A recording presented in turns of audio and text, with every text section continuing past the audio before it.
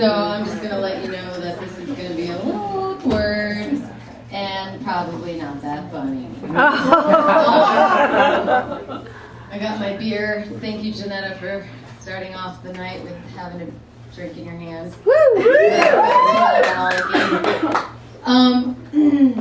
So I'm just going to say it. I was recently diagnosed with bipolar disorder. Yeah! Yeah, it was awesome. I had this manic episode, and it was on Facebook and Twitter, and I didn't stab a baby or steal anybody's ATM card. Like, I was super I had these grandiose ideas about the world, and I wanted to fucking write a children's book, and Penguin, you know, whatever. I thought everybody was talking to me on Twitter, so I was like, awesome, Jimmy Fallon thinks I'm cool, but he was really talking about his night of his show.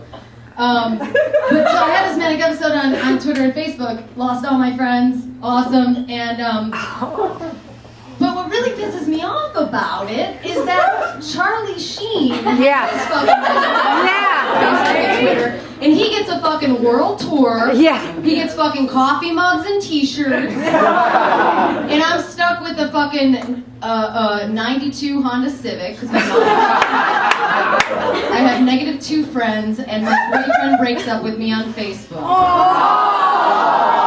The world. Speaking of prescription medication, you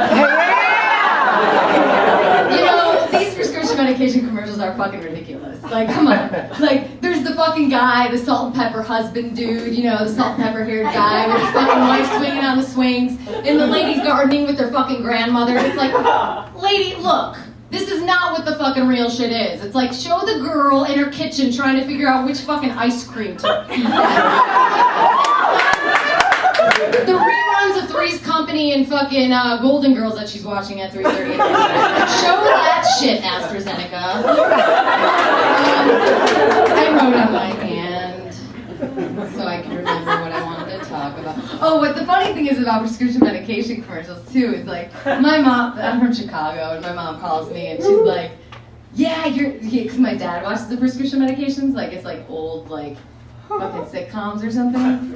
And my mom's like, Lisa Marie, your father was watching the Cymbalta commercial, and his doctor's prescribing it to him now. Like, he really does talk to his doctor. He's really going to his doctor and talking to, like, that's what he's doing. So they're doing a great job. Speaking of doctors, I kind of wish, I sway a lot, so I'm not drunk, I'm just uncomfortable in my own skin. I kind of wish, and maybe I will one day, study psychology, because they're gonna make a fucking shitload of money. Like, I have this disorder. It's called social network anxiety disorder, otherwise known as GAD. There's gonna be so many disorders with fucking the social network anxiety, like with social networking around, like Twitter fucking deficit disorder or whatever, tweet hashtag bullshit. In 2 months, check WebMD. It's gonna be on there. So, what else? Oh, speaking of the bipolar disorder manic episode thing, I was thinking, like, if I ever become famous, I already had my breakdown. What do you access, Hollywood? Okay, so the other day I was driving. I have no segues. The other day I was driving, and I was getting on the 101 at Hollywood and Van Ness, Wilton, whatever the fuck it is. And there was this Asian dude holding up a homeless sign. And it was homeless sign because it was cardboard. And it said, smile if you like masturbating. I wanted to give him money. But instead, I just like smiled and gave him the thumbs up. I was like, yeah, dude, way to fucking be creative. You know what I fucking can't stand? Long receipts. It's bad enough that the Ralph's self-checkout takes longer than the actual fucking cashier fucking beeping your shit. But this fucking receipt just keeps fucking spewing out. Like it's like a fucking novel, like streamer. Like spewing out, I'm like, what the fuck did I buy? I bought tampons and a box of fucking nerds. Points, Ralph. Who goes to Ralphs.com and checks how how many fucking points that is. Rite Aid and CVS are the two culprits of this bullshit. I was gonna bring a receipt tonight just to show you, but I figured you guys are smart enough. I was on my bed the other day, and after I masturbated, which I got some. I was watching a Colbert Report, and he's awesome. I love that dude. But I reached up and I was stretching my arms, and I noticed an odor, and I was like, oh my god, my armpits totally smell. It was the end of the day. Of course they smelled, but it was a mixture of body odor and Dove Fresh. But it was reminding me of something. You know when you're watching an animated movie or a Pixar movie, and there's a voice of the squirrel or the mouse, and you're like, who the fuck is that? Who the fuck is that dude playing that voice? And that's how it was for me for 5 minutes. I was like, what does this smell remind me of? And I kept smelling my fucking armpit. And I was like, why am I smelling? And it smelled like summer. Yeah. And after I kept smelling it because I was like, oh, summer.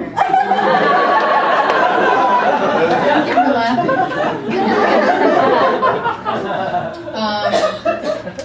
So the other day, my friend called me from Chicago, and she's one of my best friends, and I lie to her all the time about it. She called me, and I didn't answer her call, and I was like, she's like, what were you doing? And I was like, oh, I just got out of yoga. But I didn't. I was sitting in my kitchen smoking cigarettes. But I did do yoga a couple days later, so technically I was predicting the future. Yeah, I lie a lot about stupid shit. Sitting in, I didn't leave my house yet, and somebody's waiting for me to arrive at their house. There's this huge accident on La Brea and 3rd, and I'm still in my fucking house watching CNN because I really want to know where Gaddafi is. I'm like, where the fuck is that dude? Yeah. Oh, you know what I really love? Talking to myself in the car. Yeah. And what's great, we all spend a lot of time in our car. So we all talk to ourselves, but the funny thing is I'll be talking to myself or trying to do something like tonight. I was doing my set in my car, and it sucks because I can't do my set in my car because I'm like, what the fuck are you doing? Are you turning left or are you turning right, motherfucker? And totally fucks up where I was. But so I'm talking to myself in my car, and 3 months ago I was really quiet when I get to a red light because I'd be like, oh shit, he thinks I'm talking to myself. But there's Bluetooth technology, everyone. I don't own one, but I fucking pretend I do. Because I'm fucking talking to myself. And everybody, if you feel like talking to yourself and you feel like being quiet next to the guy that's next to you, whatever, even if you're singing, I'll sing in my car and I can't sing, but I pretend I can. And somebody will pull up to me next to me and I'm like, maybe you're a fan. As soon as he leaves, I'm fucking belting it out. Here's what I really fucking hate. The We Network. Women's Entertainment. Okay. Why does Sinbad and the Braxtons need a fucking reality show? Can't they do voiceover or fucking just redo stand-up and start singing again? We don't give a fuck about your sisters and your stupid fucking family you decided to go back to 10 years ago. But I can't stop watching it. I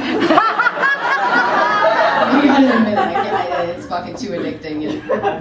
And Sinbad has never been funny to me. But I guess, he made a lot of money at one point. So recently I decided to move to New York City. I feel like LA's firing me. Oh. If LA was my job, I feel like, I'm getting fired and I'm just kind of lingering around the cubicles. You see me for anything? No? Okay. Alright, I'm going to New York City because I fucking hate driving. You don't have to drive in New York City. Like, you can just fucking walk and take the train. And you can do that here, but I feel like the subway system here it doesn't count. No. There's no cool people on the train reading books. There's nobody listening to their iPod or some fucking dude come. Maybe there is. I don't know. I haven't taken the train here in a while. So I apologize for you commuters out there. I heard this the other day on CNN or MSNBC or one of those bullshit news channels. There's a growing number of STDs among nursing homes. Oh. Why the fuck not? What the fuck do they have to lose? Like, they're not using condoms? Who gives a fuck? They have 5 years left to live.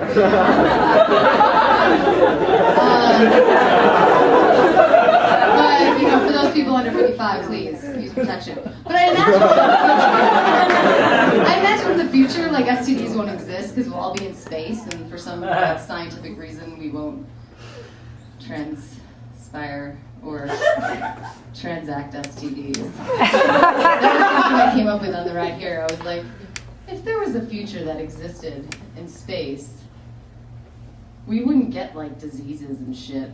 You know, we would just be in space, just floating around. We would be just like shitting. Shit just floating around. Everybody just, that's it, man. Like,